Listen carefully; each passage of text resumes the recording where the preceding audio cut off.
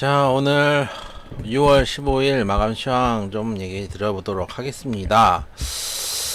오늘 코스피가 0.4%, 코스닥이 0.7% 상승이었지만 실질적으로 코스닥이 상승한 거는 에코프로나 에코프로 BM의 힘이었죠. 사실 오늘 장을 보면서 되게 스트레스가 너무 많이 오더라고요. 왜냐하면은 글로벌 증시는 멀쩡한데 우리 시장은 지금 뭐라 그럴까요? 제대로 정신을 못 차리고 있거든요. 제가 이걸 복사를 했네요. 글로벌 증시는 멀쩡하고 또 니케이는 쉬지 않고 상승하고 있고, 어제 이제 우리 증시는 전 세계 증시가 상승할 때 오히려 제대로 반등하지도 못하고 급락을 하고, 오늘은 또 반등도 제대로 안 나오는 걸 보면서 참 한국 주식 어렵구나 라는 생각을 했는데, 오늘 일단 코스피 전체적으로 하락 흐름이었습니다. 상승 244종목, 하락이 630 종목이었습니다. 대부분 뭐 10% 탄 얘기죠. 낙폭이 크지 않은 이유는 대형주들이 크게 빠지지 않았기 때문입니다. 코스닥 같은 경우도 생각보다 코스닥의 지수는 올라왔지만 하락 종목이 더 많았습니다. 반도체나 IT 종목들 양호하고, 그 외에는 전반적으로 다 하락하는 흐름이었고, 금융에 있는데 에코프로가 지금 금융으로 분류돼서 이렇게 여기 빨간불이 켜진 것처럼 보이지만, 에코프로하고 에코프로 BM이 버텨주는 가운데 반도체가 반등을 좀 해주고 나머지는 대부분 다 빠졌다, 이 정도로 보면 되겠습니다. 우리 장이 왜 이럴까? 일단 어제 이제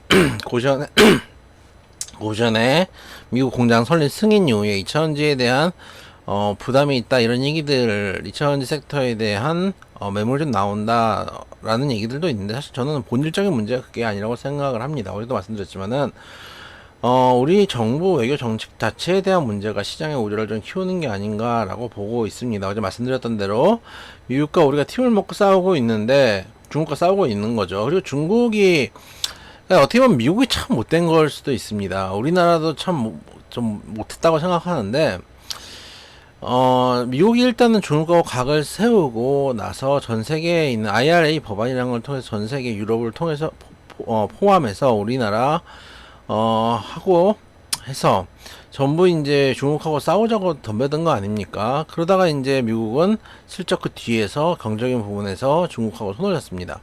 근데 사실 우리나라는 지금 중국하고 엄청나게 각을 세우고 있는 상황인데, 유럽도 그렇고 중국하고 싸운 듯 하면서도 한편으로는 또 협력하고 경제적인 부분들은 또 키워가고 있고 또 만남은 이어가고 있는 상황이거든요.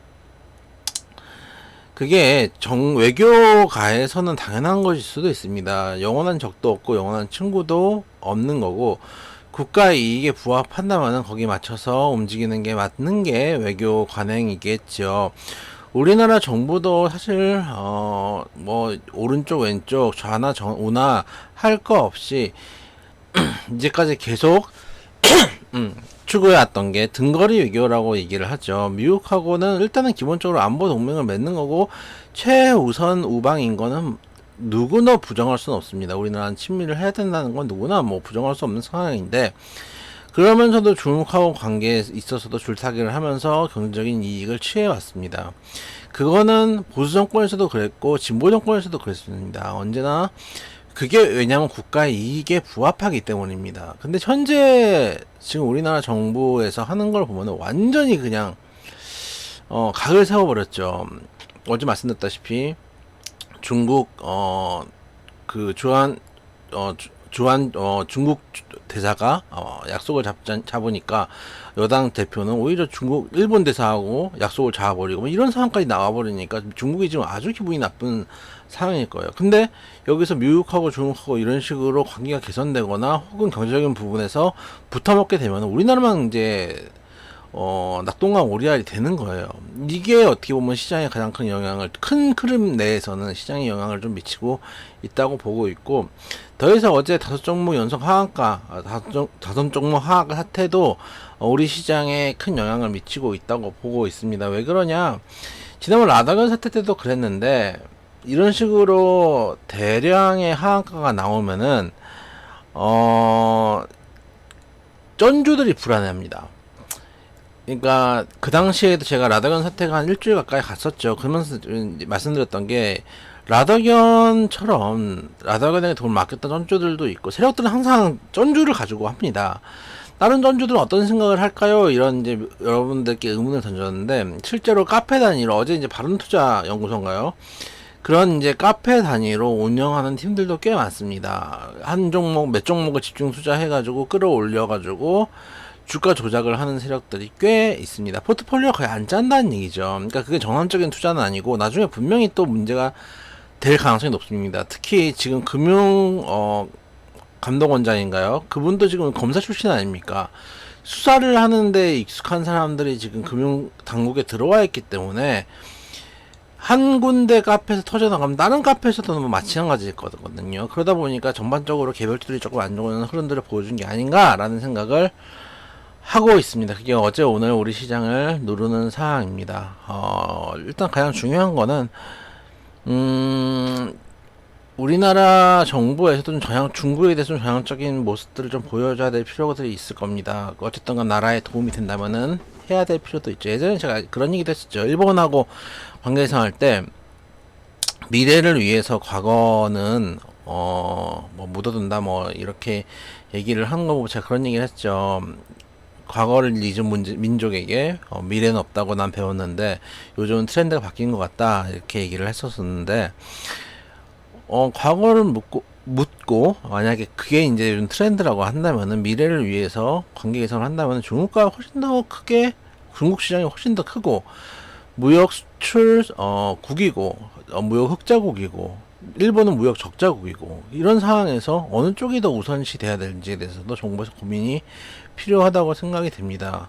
그렇기 때문에 이런 이제 시장에 대한 불안감들이 있는 가운데 일단은 계속 말씀드리지만은 글로벌 시장이 양호하기 때문에 우리 시장이 따라 올라갈 수밖에 없습니다. 그런 측면들을 다행한 것 중에 하나는 뭐냐면 외국인들이 지금 급하게 매도가 나온 상황들은 아닙니다. 오히려 기관들이 좀 부담스러워하는 부분들도 있어 보입니다.